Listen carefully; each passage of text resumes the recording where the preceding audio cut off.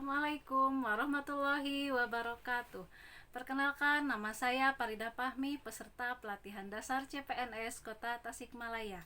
Pada kesempatan ini saya akan membacakan resume tentang komitmen mutu. Komitmen mutu.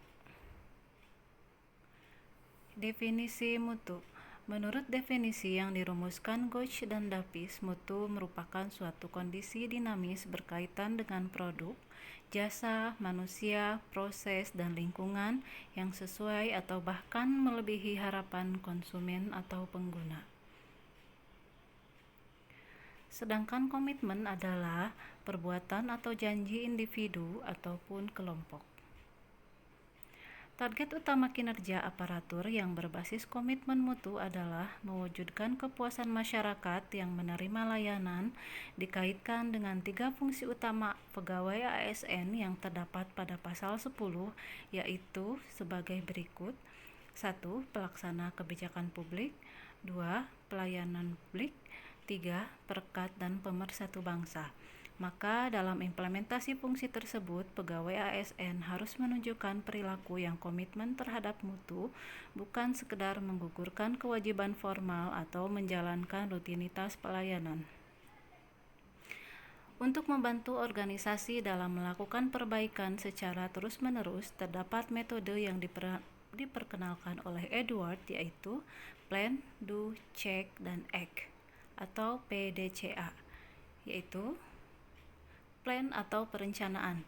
Pada tahap ini dilakukan identifikasi berbagai permasalahan yang dihadapi, penyebabnya, dan solusinya. Do atau melaksanakan.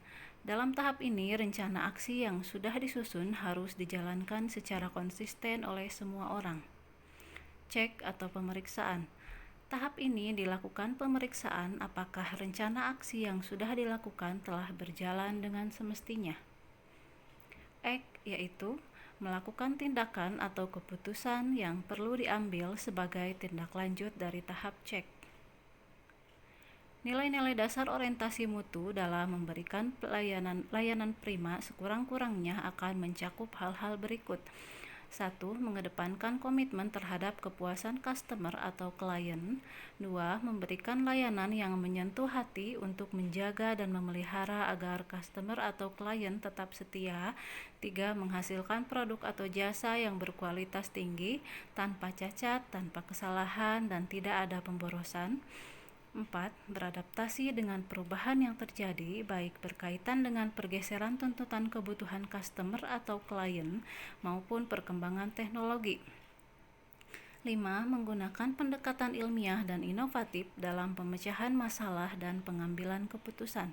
6. Melakukan upaya perbaikan secara berkelanjutan melalui berbagai cara, antara lain pendidikan, pelatihan, pengembangan ide kreatif, kolaborasi, dan benchmark.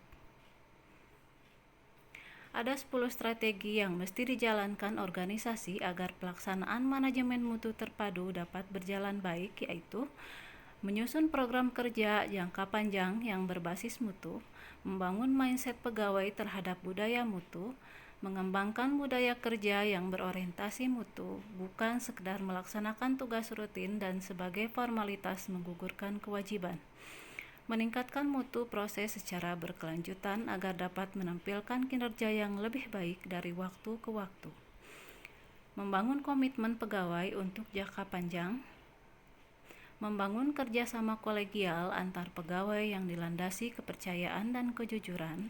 Memfokuskan kegiatan pada kepuasan pelanggan, baik internal maupun eksternal.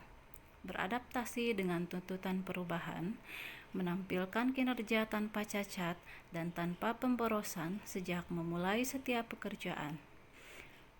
Yang terakhir, menjalankan fungsi pengawasan secara efektif untuk mengawal keterlaksanaan program kerja. Sekian resume dari saya. Wassalamualaikum warahmatullahi wabarakatuh.